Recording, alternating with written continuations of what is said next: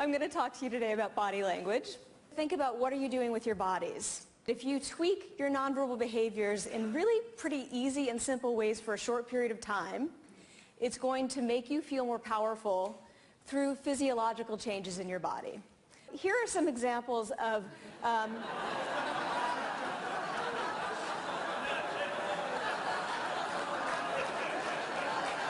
power poses. They are all very open and expansive that determine whether it's a power pose, whether you're open and you're expanding your body. Power posing reflecting power that you already have or a victory that you feel. So it reflects power. It's also used to communicate power, getting in other people's space, reaching out. So it's used to reflect power and to communicate power. And this is true not just for humans, but also for non-human animals. This is just one example, but you have, primates who will bulge their chests to make themselves bigger. The peacock fanning his tail feathers. You have even cats will idle sideways and raise their back to make themselves look bigger.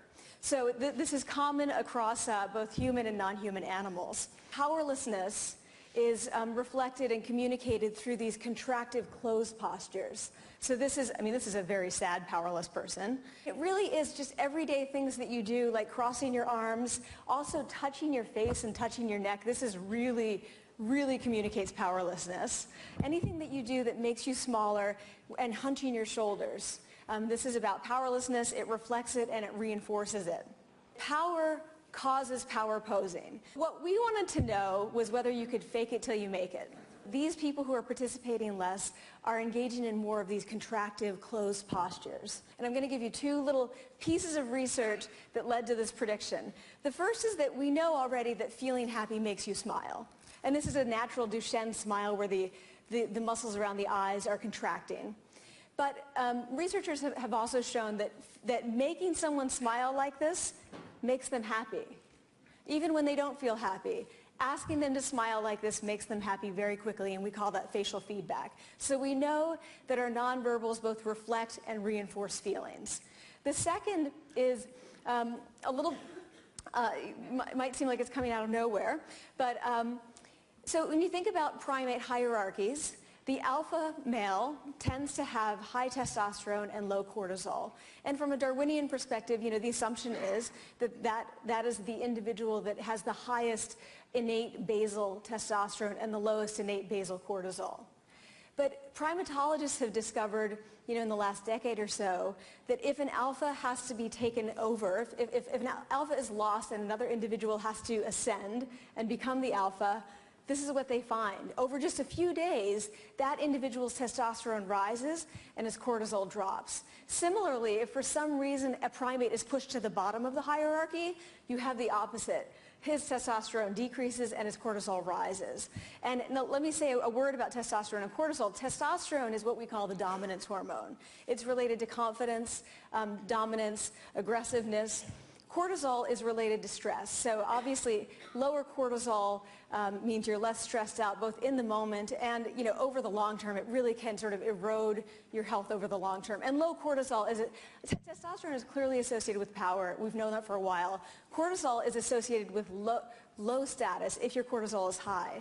So therefore, it seems to be that this endocrine profile of high testosterone and low cortisol is the best neuroendocrine profile for effective leadership. So we felt that it's possible that if you can change a role, like taking over the alpha position, or maybe taking the corner office, it's also possible that you could just change people's feelings of power through these minimal changes. 2 minutes in a high power pose makes your testosterone rise significantly and your cortisol drop significantly. 2 minutes in a low power pose does the opposite. 2 minutes. And I just want to say, this is in a room alone. So they're not getting feedback. It's not like they're standing like this and people are like, wow, she's really powerful. That's not what's happening. They're not getting that feedback and going, oh, I must be powerful. Like, this is really reinforcing. They're sitting alone in a room. Here are the takeaways. First, in practice, prepare in advance only if it's for a few minutes. Okay, so what do people do before they go into a job interview? They're sitting down, I wish I had a chair, like this, and they're looking at their iPhone. They're making themselves as small as possible. It's the last thing you want to do.